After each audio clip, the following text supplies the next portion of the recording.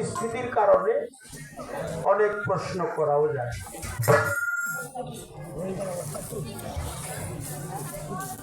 জানার বুঝার অনেক কিছুই থাকে,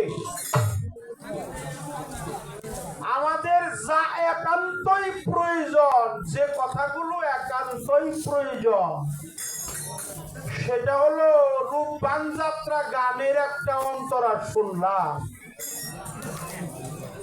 কি জানি গানটা, কি গানটা জানি, কি মাঝি ভাইয়া যাও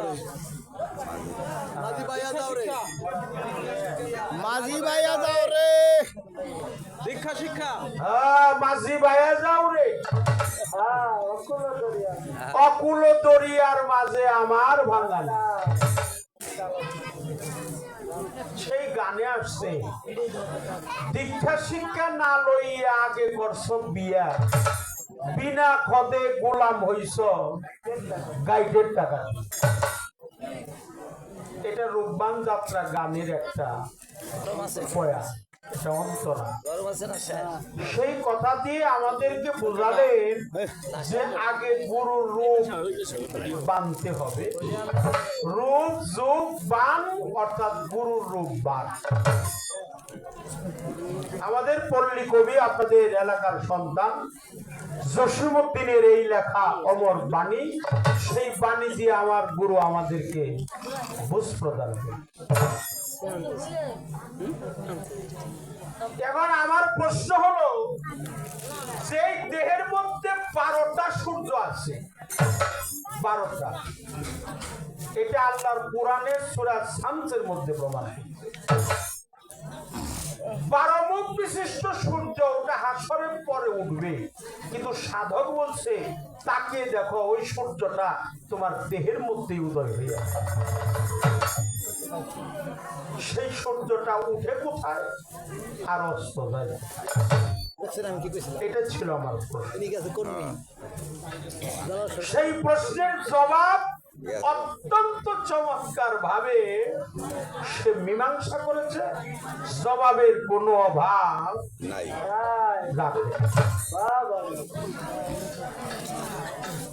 তো আমার একটি গানে আছে, আমাদের মরমী কবি সাধক, প্রখ্যাত সাধক, এই উপমহাদেশের চারণ কবিদের অন্যতম একজন সাধক, তার নাম হলো রাধাবল্লভ সরকার। এই রাধাবল্লভ সরকারের একটা গানে আছে, তোমার মুখে যাহা মিঠা লাগে তাই কেউ মুর্শিদের ভোগ। তোমার মুখে যাহা মিঠা লাগে, মিঠা লাগে, অর্থাৎ তোমার মুখে যাহা মিঠা লাগে সবে দাও গোবিন্দের ভোগে, এই প্রাণ তাদের যাহার লেগে তার জন্য থাকো বলে। জানো না রে অভ্রান্ত মন, কিসে গুরুর ভজন হবে। দয়াল, আপনি খালি আমার এই কথাটা খেয়াল করে জবাব দিয়েন বাবা, খুব খেয়াল করে জবাব দিয়েন। যে মুখে যাহা মিঠা লাগে তাই দিও মুর্শিদের ভোগে, তাহলে আমার আগে খাইতে হবে, পরে গুরুকে দিতে হবে। আমি যাই খাবো, ভাত মাছ তরু তরকারি শাক সবজি ফল ফলাদি, ওই যে আপনি যে জাতে মিশাইতে কন, এটা কিন্তু আমি ভালো বুঝি।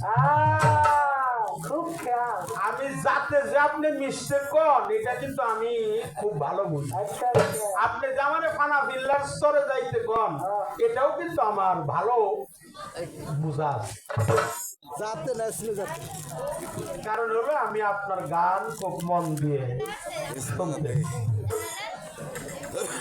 কবিরা কখনো মিথ্যা কথা লেখে না। আচ্ছা, কোন কবি গান লেখে, সে কি মিথ্যা কথা লেখে? কথা কন না কেন? তাহলে আমি আগে খাবো, আপনাকে পরে দিব।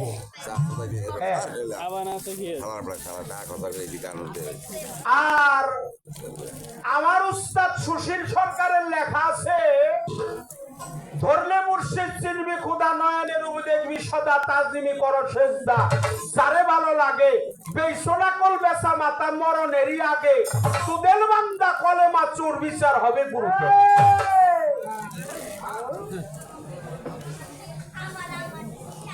গেলে মুর্শিদ ভক্তের বাড়ি মিলন হইলে স্বামী স্ত্রী শুকাইবে তোর দেহ তরি ধরবে নানান রোগে তোমরা কেউ কখনো ঘুমায়ো না পীর যদি রয় জেগে তোর হালাল বস্তু হারাম হবে খাইলে নিজে পীরে রাখ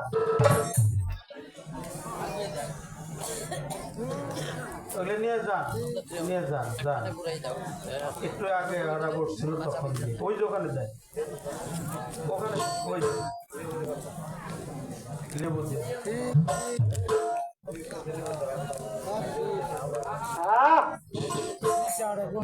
তাহলে সাধকের দুইটা পথ পেলাম সৈয়দ কালু সাধক লিখছে প্রেমের গাছে রসের ফল সে ফল রসেই করে তলবল সেই ফল গুরু খাইয়া ভক্তের দিলে অমর হয় সে সব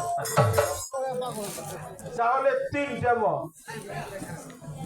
সেই ফল গুরু খাইয়া ভক্তের দিবে আর রাধাবল্লভ সরকার বলছে মুখে যাহা মিঠা লাগে তাই দিও গোবিন্দের ভোগ আর আমার উস্তাদ বলছে তোর হালাল বস্তু হারাম হবে খাইলে নিজে ফিরে রাখ তাহলে আপনি তো আমার গুরু আপনি আমার সাধক শুধু সাধক না সাধকের চাইতেও বড় সাধক এই তিন সাধকের মতামত আইনা আপনার কাছে পেশ করলাম এর জবাব দিতে কি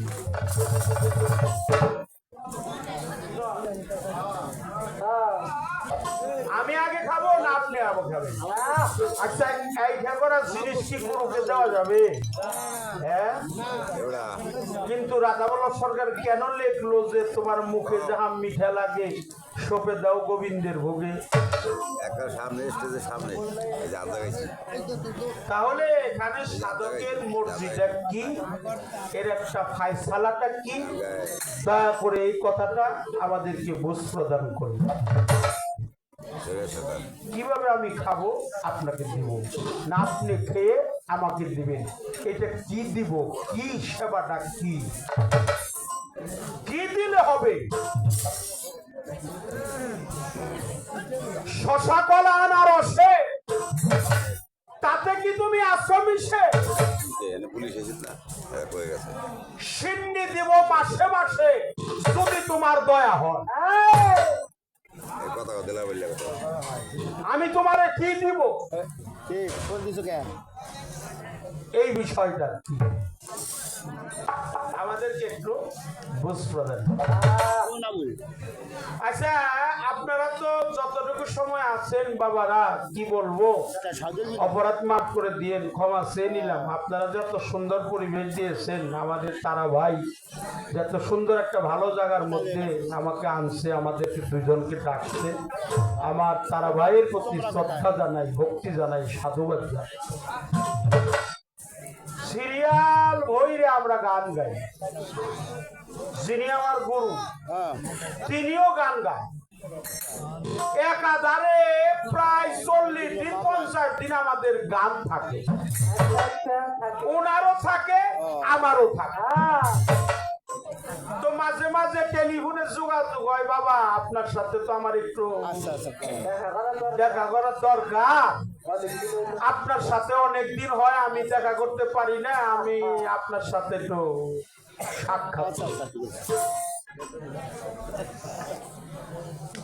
তো বললো জালাল সরকার বললো মানে আমার গুরু যে বললো বাবা আমার তো প্রতিদিনই গান তোমারও গান আমারও গান তো আমি তো তোমার সাথে সাক্ষাৎ করতে পারতেছি না মোটামুটি 15 দিন পরে একদিন গান নাই খালি আছে একদিন খালি আছে মানে উনি কইতাছে এটা কিন্তু একটা প্রশ্ন করতেছে বুঝা দিয়ে না আপনারা বুঝা দিবেন খুব খেয়াল তো উনি কইলো যে 15 দিন পরে গান গামু একাধারে 15 দিন গান গামু গান গাওয়ার পরে একদিন গান নাই যেদিন গান না থাকে ওই দিন তুমি আমাকে মানিকগঞ্জ আইছো।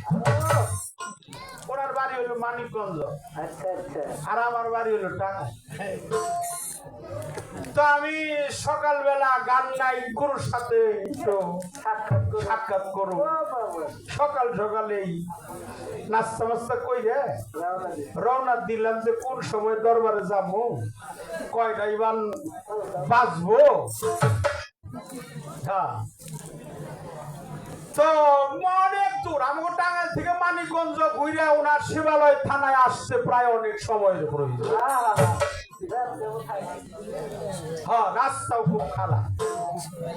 আমি টাঙ্গাইল থেকে এলাসিন আসছি, এলাসিন থেকে আমাদের নাগরপুর হইয়া, দৌলতপুর হইয়া, কিওর হইয়া এই বরাঙ্গালের আগে ওনার বাড়ি, গ্রামের নাম হলো সাহেলি। ওনার গ্রামের নাম হলো সাহেলি। তো উনি, আমি যখন দরবারে ঢুকছি, খুব খেয়াল করবে, খুব খেয়াল। দরবারে ঢুকছি, আস্তে আস্তে আমার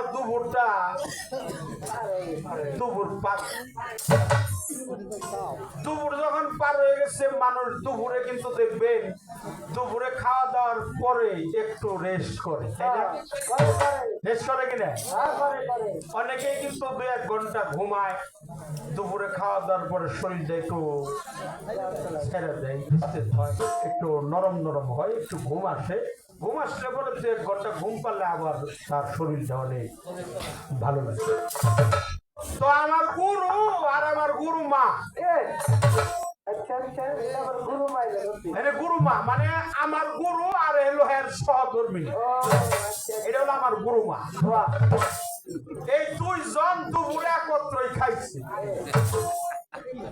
খাওয়া দাওয়া কইরে আমার গুরু তো সবসময় বাড়িতে থাকে না বাবা, 15 দিন পরে গান টান বলে, হঠাৎ করে গান না থাকলে ওই দিন বাড়িতে থাকে। তো আমার গুরু মায়ের নিয়ে উনি আর আমার গুরু মা 2 জন একটু শুইছে, দিনের বেলায় শুইছে। সে উনি আবার এমন একটা কাজ করছে, দরজাটা পুরাপুরি লাগাইলে, দরজাটা একটু একটু করে কি রাখছে। তো আমি দরবারে আইসে ওই ফাঁকা যে দরজা, ওই দিক দিয়ে তাকাইছি। তাকিয়ে দেখি যে আমার গুরু ঘুমের থেকে উঠে আমার গুরু মায়ের পায়ে একটা ভক্তি। এইটাও আমি দেখলাম যখন, তখন আমি আবার বললাম, আমি দেখলাম, আমি একটু শব্দ দিলাম, যেটা করলো কি, হে হলো গুরু, হে গুরু হয়ে আমার গুরু মায়ের পায়ে একটা ভক্তি। তখন আমি যখন একটু সাউন্ড দিছি, তখন আমার দয়াল কইতাছে, জানাল শরীয়ত নাকি রে? হ বাবা, হ আমি শরীয়ত। কখন আইলে? বলে আমি আইসি ওই সময়, যে সময় আমার গুরু মায়ের একটা ভক্তি দিল। বলে হাই রে হাই, আমি যে আমার সহধর্মিনীর ভক্তি দিছি, এটাও শরীয়ত সরকার। আমার জানা দরকার তুমি গুরু হইয়া কেনই তারে ভক্তি দিলে। সে আবার গুরু, সে কে? তারে ভজন করার কায়দাটা কি? এটা আমার কোন ভক্তি? তারে ভক্তি দেওয়ার কর্মটা কি? তুমি গুরু, জগতের গুরু, তোমার ঘরে কেউ নাই,